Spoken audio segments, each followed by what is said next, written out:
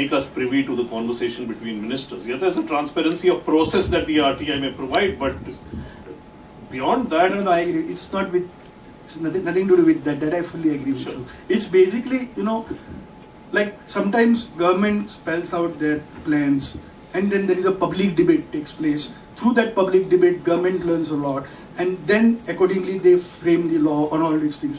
This public debate should not be had, that kind of approach. I think that is, just embodying the Modi model. Absolute complete centralization, a paranoia about information. We have a BJP government in Goa. Yeah, so, no, exactly. So, that is why I said the Modi format is very much the case. And I know there's a BJP government in Goa, but I'm used to saying this in Delhi where we have a BJP government as well. So, it is up to the government to say what they want to do. There's a paranoia at the heart of this administration when Narendra Modi is concerned. He is a paranoid figure. This complete control over information is the key to how he conducts himself.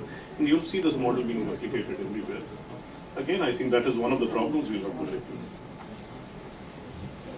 Again, as a reader, with small, I'm representing also a reader here.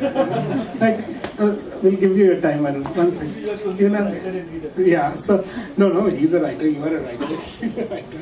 So no, what bewilders me really about this lackadaisical attitude of the readers is that the Gujarat story was being built gradually, slowly, pieces put together, everything being manufactured.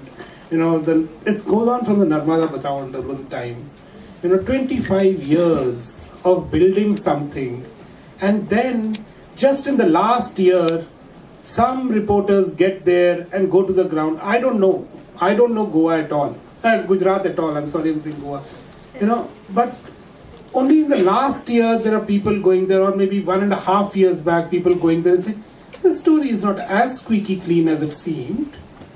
I don't know, again, what is the ground reality of Gujarat? It might be a very, very developed state, it might be a completely pathetic state. I don't know. But the disparity in the reportage on Gujarat itself.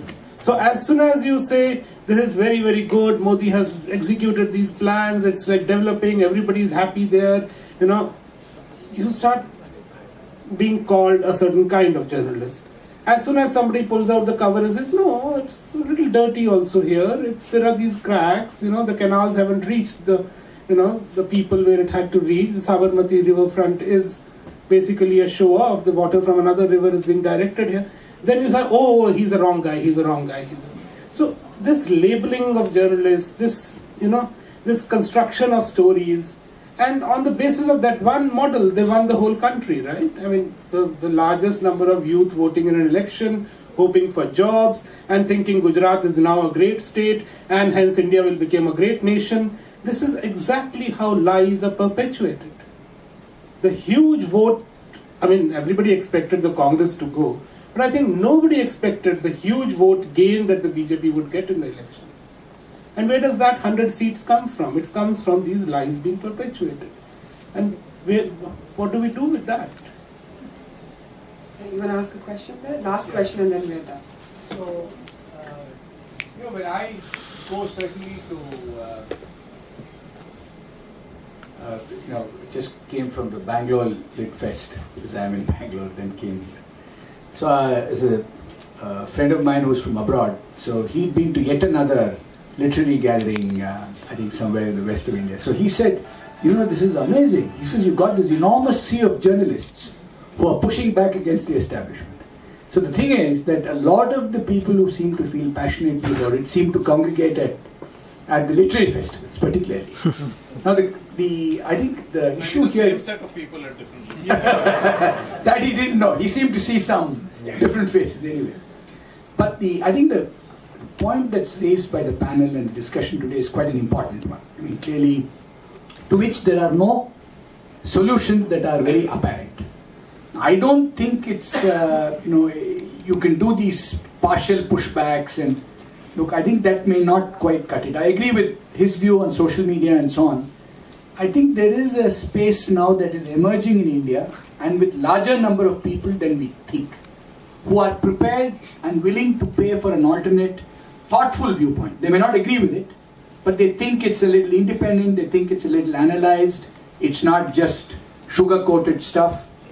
I think it's also, there's a sufficient number there that will support an initiative of, let's say, more seasoned journalists and others, both respected names and people are up and coming, to provide an alternate voice. I don't think it's by any means too late or it's too early. I think the time is fairly right. Yeah. It can be monetized, but it has to be done cleverly. It has to be done without compromising one's principles, but I think it is possible. You will need to have some business people involved who are also committed to that. I mean, strange as it may seem, you have people. So I think you really need to think it. Hope so it happens. So there's hope, just, yeah? Just 1 minute. Yeah, because I know we are winding up. Just a small thing. Whenever I go to as a visiting lecturer to journalism schools, nowadays I find a trend where they think that unbiased news means give your side, and my job is over. Okay, I'm giving your side, so my job is over. That's it. So I tell them that I am for biased journalism. So they asked me, what does that mean? News should be unbiased. I said, no, I am for biased journalism. And that bias should be towards truth. So my responsibility is just not to give your side and my job is over. But my job is to take both the sides, analyze it properly, dig it properly, find out the truth and stand by the truth. That bias I need. That's all. Thank you, Hartosh. Thanks, Amandeep. Thanks, Sandesh, for coming and giving us a Goa perspective. Thanks, Steve, for being here.